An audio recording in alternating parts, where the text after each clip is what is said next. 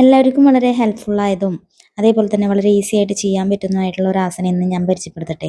അപ്പോൾ വീഡിയോ കണ്ടല്ലോ. ഹായ്, കുറച്ച് നാളായില്ലേ നമ്മൾ കണ്ടിട്ട്.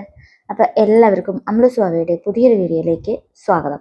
അപ്പോൾ ഇന്ന് നമ്മൾ ചെയ്യാൻ പോകുന്നത് ബാക്ക് പെയിൻ ഉള്ളവർക്കൊക്കെ നല്ലൊരു ആസനമാണ് കേട്ടോ. ഞാൻ ഇന്നത്തെ വീഡിയോയിൽ കാണിക്കാൻ പോകുന്നത് നട്ടെല്ലിൽ നല്ല ഫ്ലെക്സിബിൾ ആവാനും അതുപോലെ തന്നെ സ്പൈനലിനൊക്കെ ബുദ്ധിമുട്ടുള്ളവർക്കൊക്കെ വളരെ നല്ലൊരു ആസനമാണ്. അപ്പോൾ അതിനുവേണ്ടി ആദ്യം തന്നെ നമ്മളിത് ഇതേപോലെ നിൽക്കുക, എന്നിട്ട് നമ്മളുടെ ഷോൾഡർ ലെവലിൽ നോക്കാം. അതിനുശേഷം നമ്മളുടെ ഒരു കൈമുട്ട് അകലം, അതായത് കാൽമുട്ടിൻ്റെ അവിടെ നിന്ന് ഒരു കൈമുട്ട് അകലത്തിൽ, കൈപാദം വരെയുള്ള അകലത്തിൽ അതേ ഡിസ്റ്റൻസിൽ തന്നെ കൈകൾ വയ്ക്കുക. അതേപോലെ തന്നെ കാൽമുട്ടുകളും അതേ ഡിസ്റ്റൻസിൽ വെക്കാൻ ശ്രമിക്കുക. അതിനാണ് ഞാൻ അളവെടുത്ത് കാണിച്ചു തന്നത്. ഒരു കൈമുട്ട്, അതായത് കൈപ്പത്തി വരെയുള്ള അകലത്തിൽ നമ്മൾ കൈകുത്തി നിൽക്കുക, ഒപ്പം കാലും അതേ ഡിസ്റ്റൻസിൽ. അതിനുശേഷം ശ്വാസം എടുത്തുകൊണ്ട് മുകളിലേക്ക് നമുക്ക് എത്രത്തോണ്ട് നട്ടെല്ല് വളയ്ക്കാൻ പറ്റുമോ അത്രത്തോണ്ട് ശ്വാസം എടുത്തുകൊണ്ട് നട്ടെല്ല് വളച്ചുകൊണ്ട് മുകളിലേക്ക് നോക്കുക.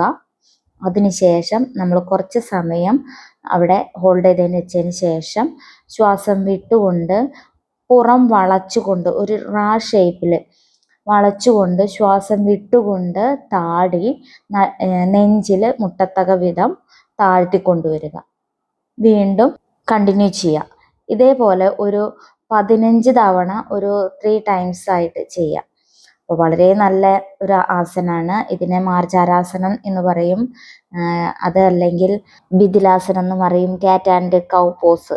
അപ്പം ഞാൻ ഇവിടെ 2-3 തവണ കാണിച്ചു തരുന്നുണ്ട് നിങ്ങൾക്ക് മനസ്സിലാവാൻ വേണ്ടിയിട്ടാണ്. നിങ്ങൾക്ക് എത്ര സമയം ശ്വാസം ഹോൾഡ് ചെയ്ത് വെക്കാൻ പറ്റുമോ, അതായത് കൂടുതൽ ബുദ്ധിമുട്ടിച്ചു കൊണ്ടാവരുത്, നമുക്ക് പറ്റാവുന്നത്ര ഹോൾഡ് ചെയ്തതിന് ശേഷം ശ്വാസം വിട്ടുകൊണ്ട് പുറം വളച്ചുകൊണ്ട് താടി നെഞ്ചിൽ മുട്ടത്തക്ക വിധം താഴ്ത്തി കൊടുക്കുക.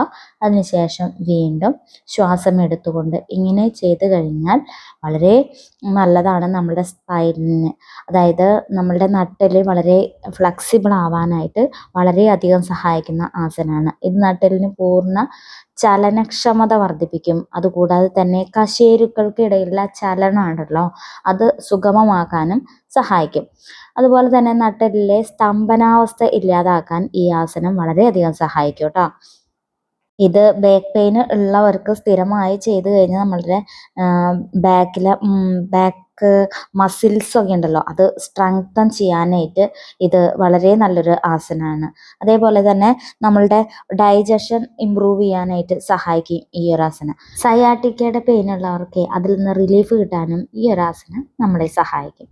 അപ്പോൾ ബാക്ക് പെയിൻ ഉള്ളവർ പതിയെ പതിയെ, അതായത് നമ്മൾ ഓവർ സ്ട്രെയിൻ എടുത്തിട്ട് ചെയ്യാതെ സ്ലോവിലി നമുക്ക് എത്ര തവണയാണോ സ്റ്റാർട്ടിങ് ചെയ്യാൻ പറ്റുന്നത് അത്രയും തവണ, ഒരു 3 ആയിരിക്കും സ്റ്റാർട്ട് ചെയ്യാൻ പറ്റുന്നത് സ്റ്റാർട്ടിങ്ങിൽ.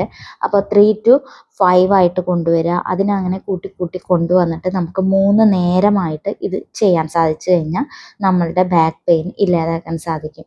അതേപോലെ ബാക്കിലെ മസിൽസിനെയൊക്കെ സ്ട്രോങ് ആക്കാനായിട്ടും ഫ്ലെക്സിബിൾ ആക്കാനും പറ്റിയ നല്ല ആസനമാണ്.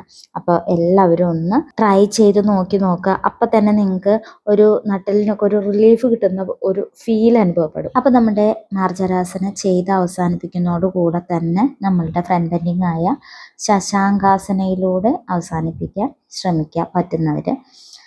അപ്പോൾ ഇന്നത്തെ വീഡിയോ എല്ലാവർക്കും ഇഷ്ടപ്പെട്ടു എന്ന് വിചാരിക്കുന്നു. അപ്പോൾ ബാക്ക് പെയിൻ ഉള്ളവരും അതേപോലെ നട്ടെല്ല് ഫ്ലെക്സിബിൾ ആവാനും ഒക്കെ ഉള്ള ഈ ഒരു ആസനം എല്ലാവർക്കും ഇഷ്ടപ്പെട്ടു എന്ന് വിചാരിക്കുന്നു. അപ്പോൾ എല്ലാവർക്കും താങ്ക് യു.